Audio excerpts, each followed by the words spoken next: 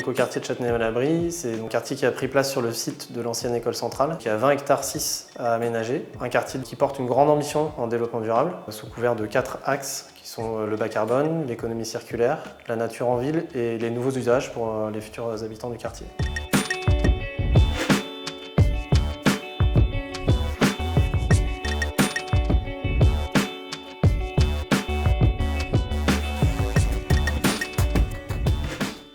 Ce projet-là, il a la chance finalement de bénéficier de l'apport de la recherche pour améliorer et pour démontrer un certain nombre de résultats qui ont été produits en laboratoire ou en environnement, on va dire, contrôlé, et de voir ce que ça fait dans la vraie vie.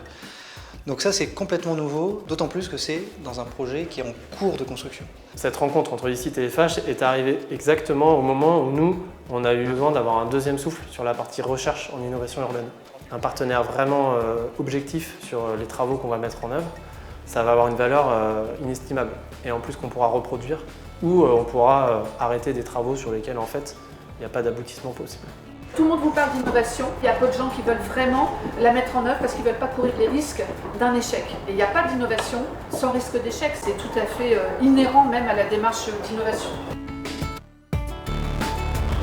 Ce qu'on essaie de faire, c'est de démontrer que cette ville du futur, elle est valable, elle est durable. Ça ne sert à rien de faire une ville du futur si dans 50 ans on ne peut plus en faire parce que le modèle n'est pas tenable.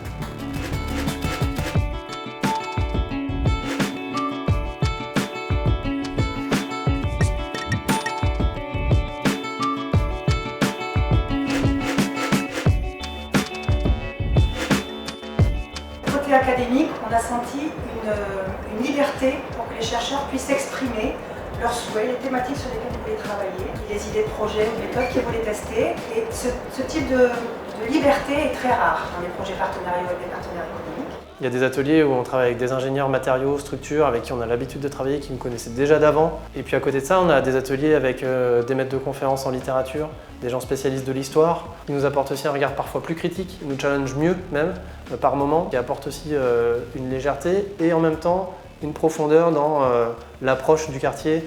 Et dans cet atelier 7, on porte deux actions. La première sur la qualité de l'air, donc à travers des rues dépolluantes. L'humain, en tant qu'individu sensible, a sa place dans la réflexion sur les innovations urbaines, quelque part entre les data et la recarbonatation du béton. Depuis finalement Haussmann, on évacue l'eau. Il faut la conserver parce que derrière, c'est une ressource à la fois pour les parties jardin, l'agriculture urbaine, donc les eaux de pluie, il faut la conserver, la stocker, voire même demain faire des brunisateurs.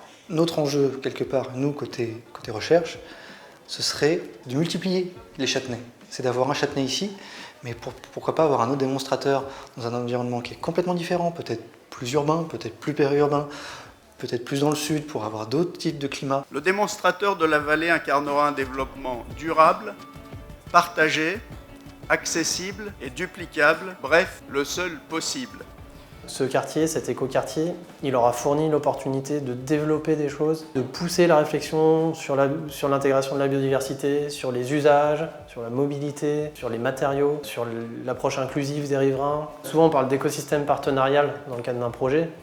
Là on est dans le dur parce qu'il faut vraiment que tout le monde soit coordonné pour avancer sur ces projets de recherche. On a vraiment développé un nouveau savoir-faire en termes d'innovation urbaine.